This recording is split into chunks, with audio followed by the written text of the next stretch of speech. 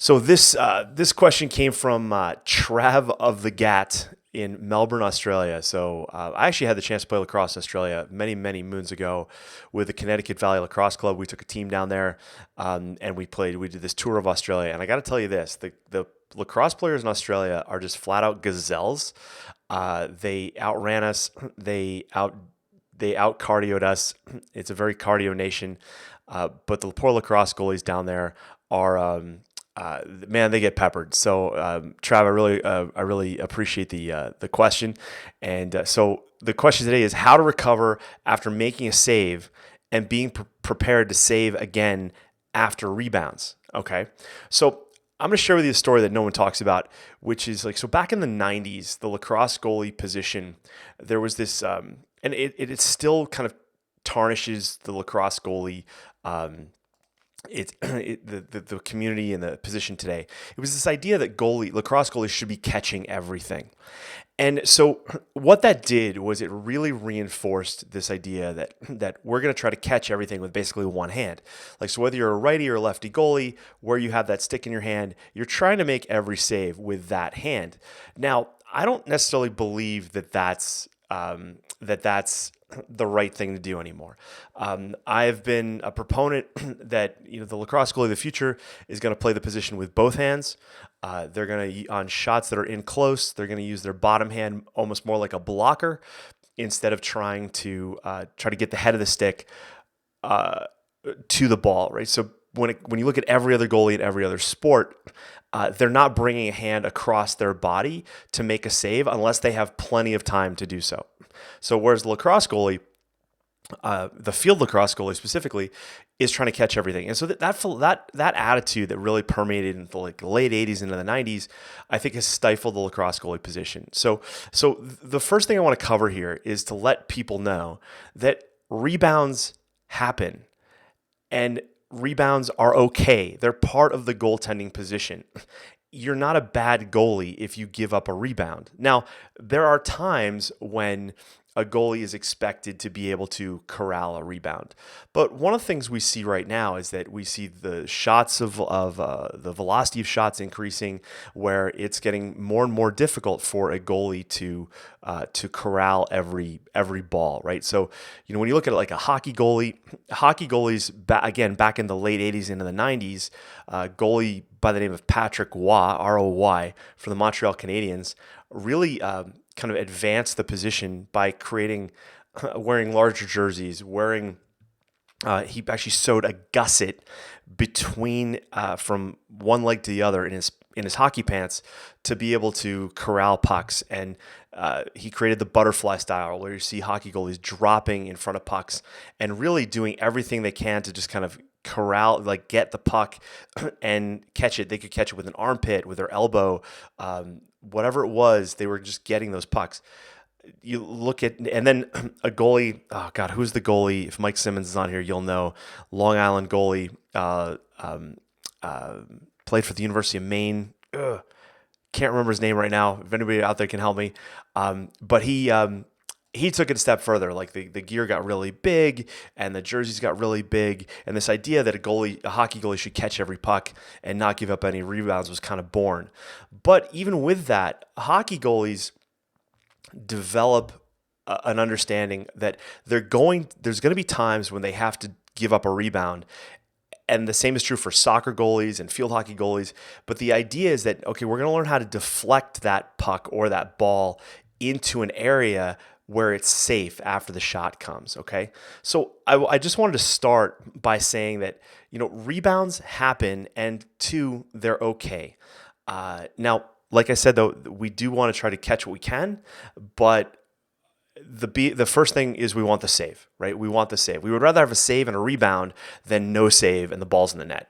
Fair? Like, I think everybody agrees with that, okay? So the concept of how no rebounds, came into the lacrosse goalie position and really, I think, stifled everybody's development is something that needs to change, okay? So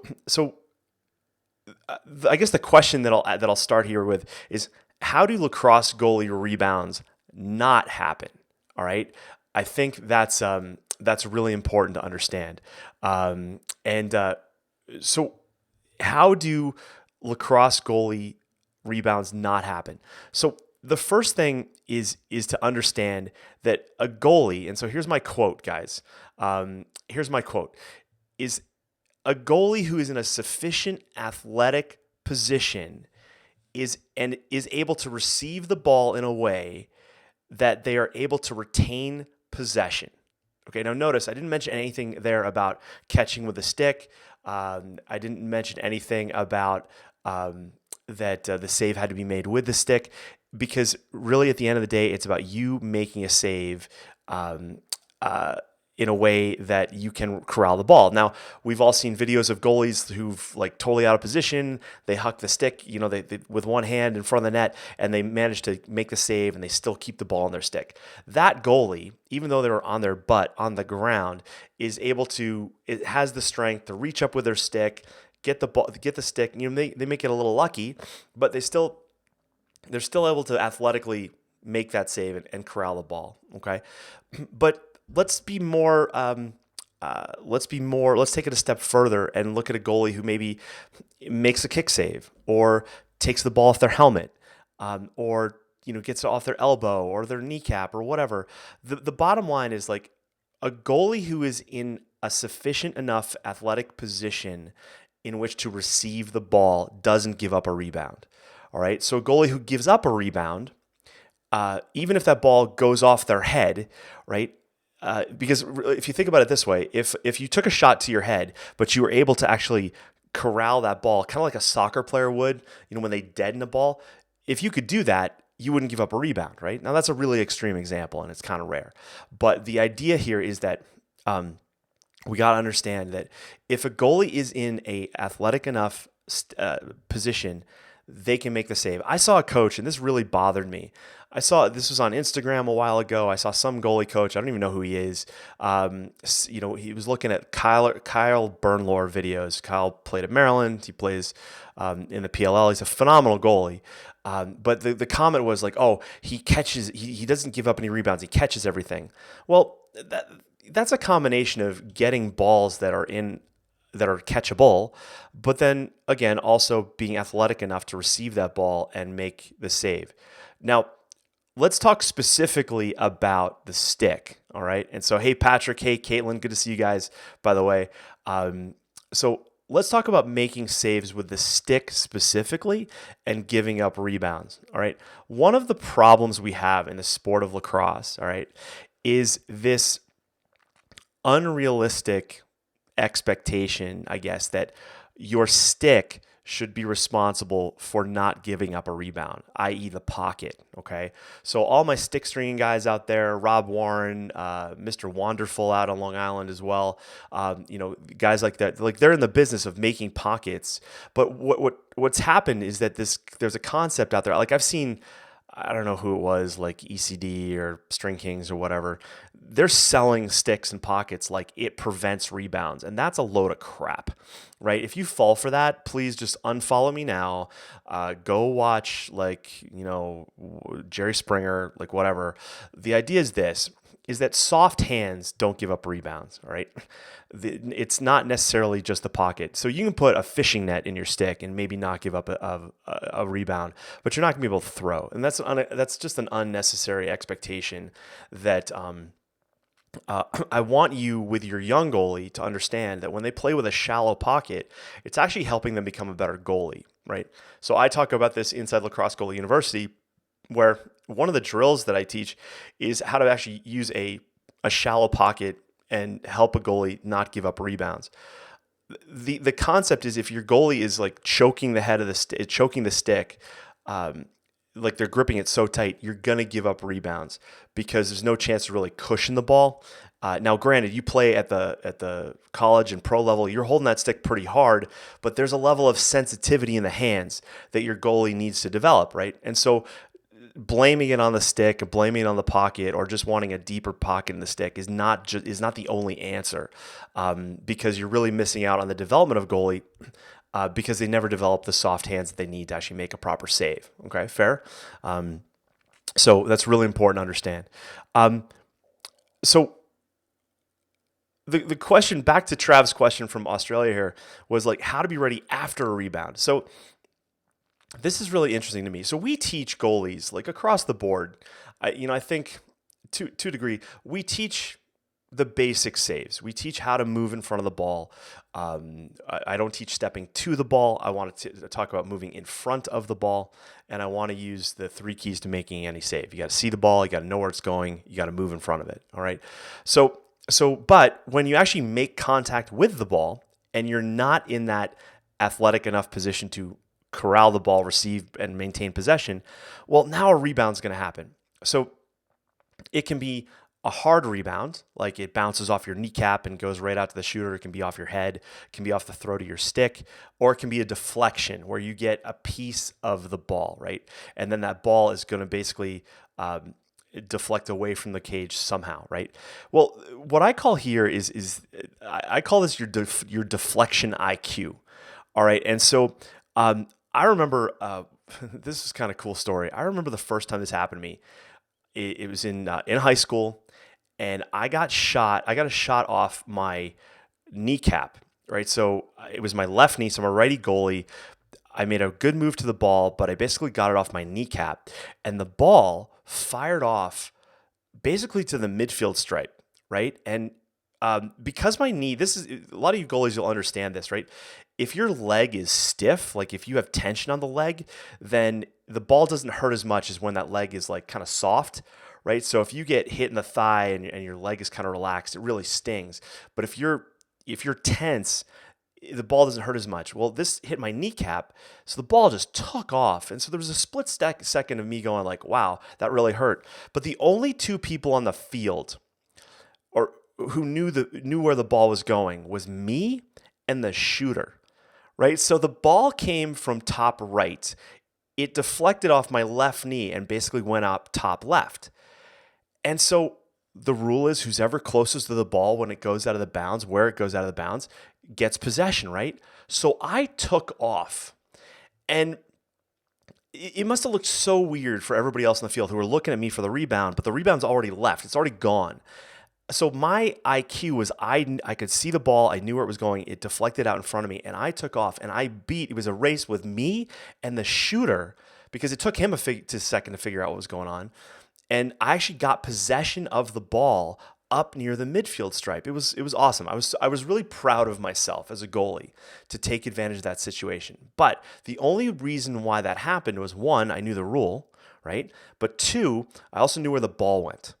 Now, as a goalie, we're going to give up rebounds that land in front of us, but then we're also going to give up rebounds that end up somewhere else, right? And that's something that's really we develop that over time. Another story that happened to me was when I was out of high school. I was not really yet. I had been recruited for college, but I didn't go right away. And I was playing with the Rochester Knights in Lake Placid, New York, and I was getting warmed up by a guy named Charlie Lockwood, who played for Syracuse. And they called Charlie Juice because he was like jacked up, like he looked like a bodybuilder. He looked like a lineman playing lacrosse. And he was shooting the ball on me, and I tipped the ball. He shot a ball like right over right underneath the crossbar, and I got the scoop of my stick on it, and it deflected.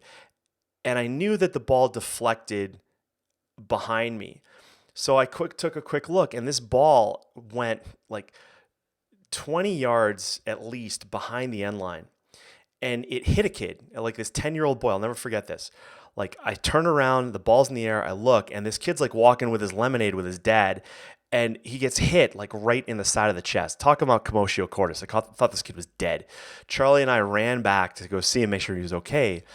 But I share that story because I knew as a goalie that when I knew how much of the ball that I got, and I knew that ball wasn't ending up in front of me, and I could feel the stick like warp in my hands. And so the ball is taking off behind me, and so I could instantly look and see. Now, sometimes goalies, in the heat of the battle, they make a play, but then the ball, they don't necessarily know where it goes. And I've seen goalies at the collegiate level who make a save, and like they should know where the ball went, and they don't. And I think what happens is that as you play, you're either going to you're either going to be intentional about what you're learning and you're going to know where these rebounds go. But if you're brand new, you're not going to know right away. You're going to be figuring things out. You're going to be trying to you might not understand, but you're going to develop your deflection IQ, right? And so that's really important to understand about how to be ready after the rebound is you got to know where the rebound goes, okay? Now, the big key here is to recover after a rebound is you need to be physically capable to recover based on where the ball goes and your position after the last attempted save. All right, so I know that sounds a little complicated, but think about this. Let's say you make this ridiculous save, and maybe it's a kick save, and you end up on your butt, but that ball ends up going to like your right hand side. The important thing to understand is that, well, in that particular moment, are you physically capable to recover out of that position? Okay.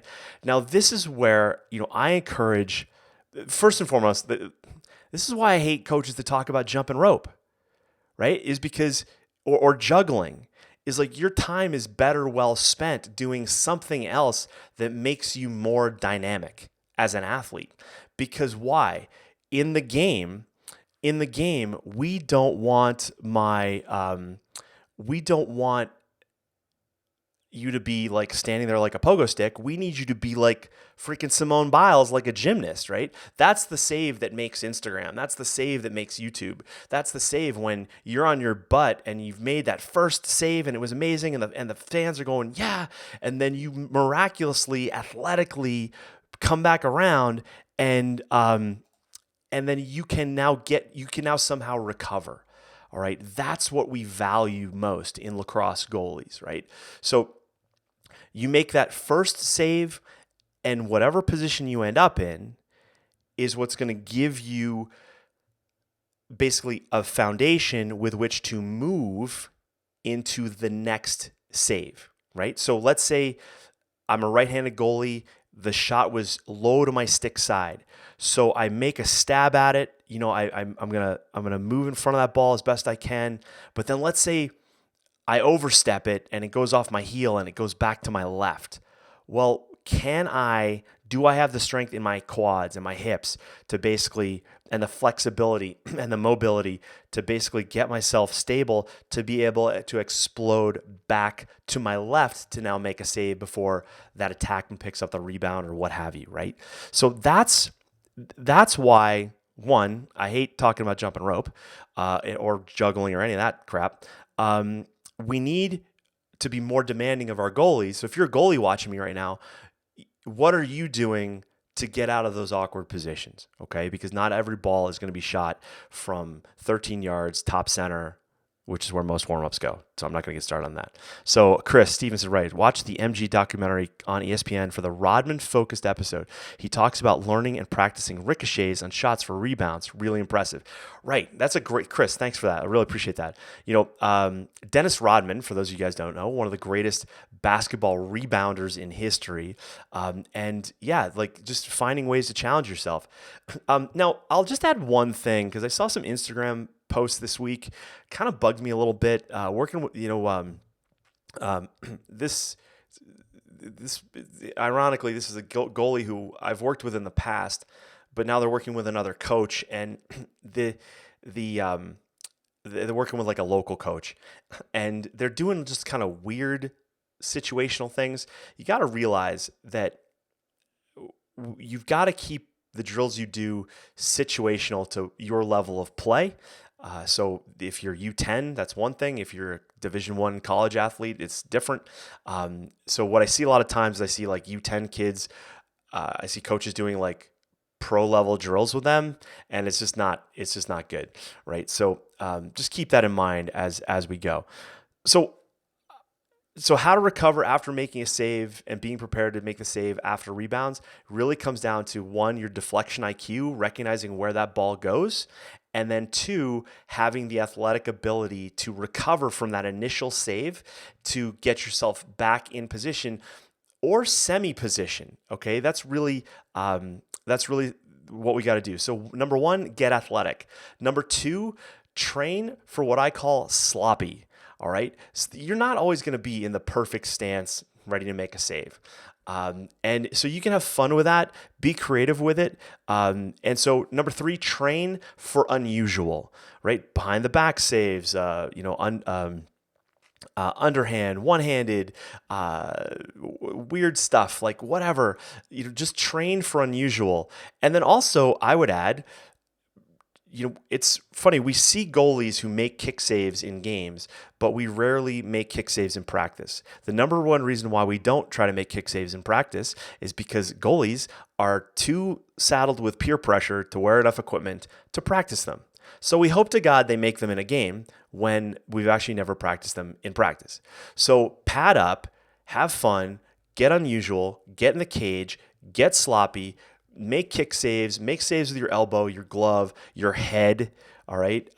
If you Google Henrik Lundqvist, he's a hockey goalie, making saves with his head, go on YouTube and you'll see him make saves with his head because he's got a soccer background from Europe. He's Swedish. All right. So train for that and you'll be better off. Okay.